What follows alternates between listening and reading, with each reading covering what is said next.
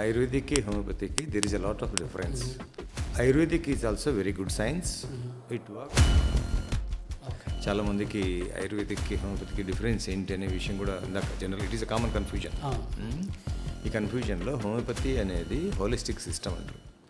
ADHD and autism అసలు actually ఎందుకు వస్తుంది, దేనివల్ల ఈ కేసెస్ బాగా ఇంప్రూవ్ అవుతున్నాయి, అసలు ఆటిజం అంటే ఏంటి?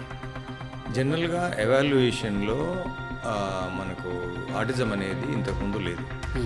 సిన్స్ 20 years నుంచి, సిన్స్ 10 years నుంచి, సిన్స్ 5 years నుంచి కూడా కేసెస్ డబల్ అవుతున్నాయి, ఈవెన్ ట్రిపుల్ కూడా అవుతున్నాయి.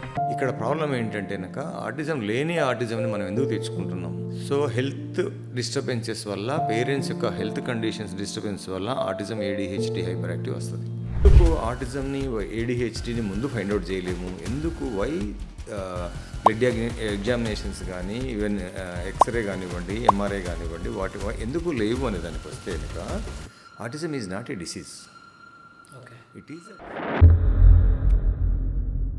ఎట్లా గుర్తుపట్టచ్చు అని one technique I will tell you. ప్రెగ్నెన్సీలో కడుపులో ఎక్కువ మూమెంట్స్ ఉంటే, అనుకున్న దానికంటే ఎక్కువ కికింగ్స్ బేబీ కడుపులో మదర్కి ఉంటే, సో అక్కడ ఎక్కువ రెస్ట్లెస్నెస్ ఉంది అని చెప్పవచ్చు. ఎప్పుడైతే అన్కంట్రోలబుల్గా మూమెంట్స్ ఎక్కువ ఉన్నాయో, సో అక్కడే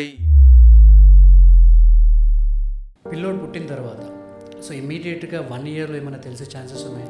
ఇంట్లోకి ఎవరైనా వచ్చినా సరే వాళ్ళని గుర్తుపట్టడం, లొకేషన్ చూడడం లేదు, వాని ధ్యాసలో ఉన్నాడు, 100% ఫోకస్ ఆన్ వన్ ఆబ్జెక్ట్ అన్న కూడా. సో ఇప్పుడు మొన్న ట్రంప్ ఒక కామెంట్ చేశాడు అక్కడ యూఎస్లో. సో థైలనాల్ అనే ఒక మెడిసిన్ యూజ్ చేయడం వల్ల ప్రెగ్నెన్సీ టైంలో ఆటిజం కేసెస్ అనేవి పెరుగుతున్నాయి అని చెప్పేసి ఈ రైజ్ ద కన్సర్న్ ఈ announced. So is it scientifically proven? Trump అనే ఎవరైతే మన ప్రెసిడెంట్ ఉన్నారో వాళ్ళంతా కూడా ఎవరైనా పేపర్